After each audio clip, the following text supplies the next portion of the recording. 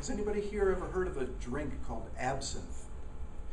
Absinthe is a very strong alcohol. It was kind of popular in the late 1800s, and it has kind of a notorious reputation.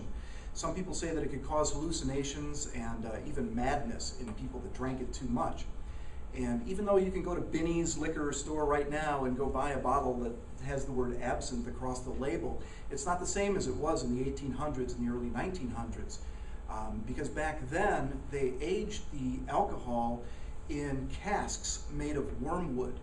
And it turns out that there's a chemical in the wormwood that would seep into the alcohol. It's called thujone. And this drug would actually seep into the alcohol and increase its hallucinogenic effects. And that's why it got the reputation that it did. People such as Edgar Allan Poe and some of the other poets and authors of that time period were said to be avid absinthe drinkers, and it caused some of the strange writings that you see today. And what I found out is that even though it's illegal in the United States, you can go online right now and find overseas internet sites that will sell some of this original made in the wormwood casks absinthe that still contains this extra drug that gives it its special powers. So I started thinking, what would happen if, let's say, I don't know, maybe a children's author who already has some obsessive compulsive tendencies might have happened to start drinking some of this illegal absinthe and become addicted to it. What would happen to their life story? And that's how I created my story called 1,000 Words. And I'd like to read it for you now. I can't read the whole story, but I will read you the first few pages, and hopefully it'll intrigue some of you to possibly want to read the rest of the story. So here we go. It's called 1,000 Words.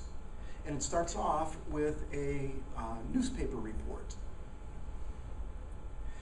When the police discovered the bludgeoned body of 17-year-old Matthew Campbell on the morning of May 14th, few would have ever guessed that the identity of the killer was best-selling children's author and Campbell's neighbor, Corey Delane. Estranged from his wife and living in a cramped, rented house in the western suburbs of Chicago, Delane became the prime suspect in the brutal slaying after witnesses reported seeing the author walking from the Campbell family home near the time of the killing.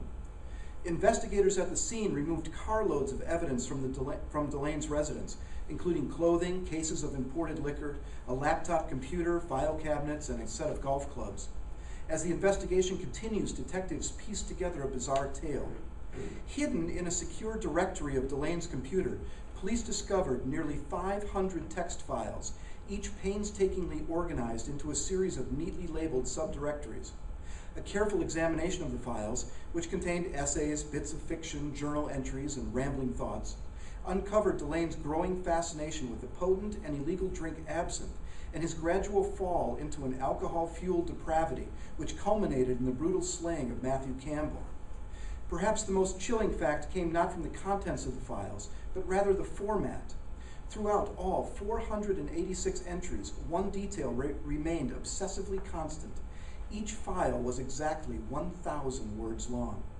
Here, reproduced for the first time anywhere, is the last of the entries, Corey Delane's final 1,000 words. Morning. The water drips gently and rhythmically, like the heartbeat of a lover. Each drop traces a graceful path through the silver urn and falls to the slotted spoon below. Over and over, I promise myself that I'll be patient, and yet, long before the sugar is fully dissolved, I greedily snatch the tumbler and its milky green contents. Next door, the thumping bass of a teenager's stereo burrows into my head. I knock back half of the drink in one long swallow. At first, there's nothing. Then the familiar searing starts at my throat and cautiously inches down. When it hits my stomach, there's a chill, then a brief spasm, then the sweet bliss of relaxation. The keyboard grows larger and then disappears into a haze. My fingers feel thick and clumsy, yet perfect words still appear on the screen. The neat rows make me feel orderly as my head dictates the lines. No, not my head. These words are coming from a much deeper place. The characters are alive again. I witness scenes and conversations and struggle to document them before the next events unfold.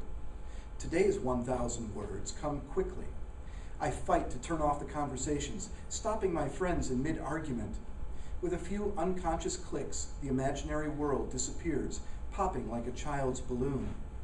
I stand, struggling to find balance. I raise the heavy glass tumbler to my lips. The chill burns again, and then yet again, and time passes.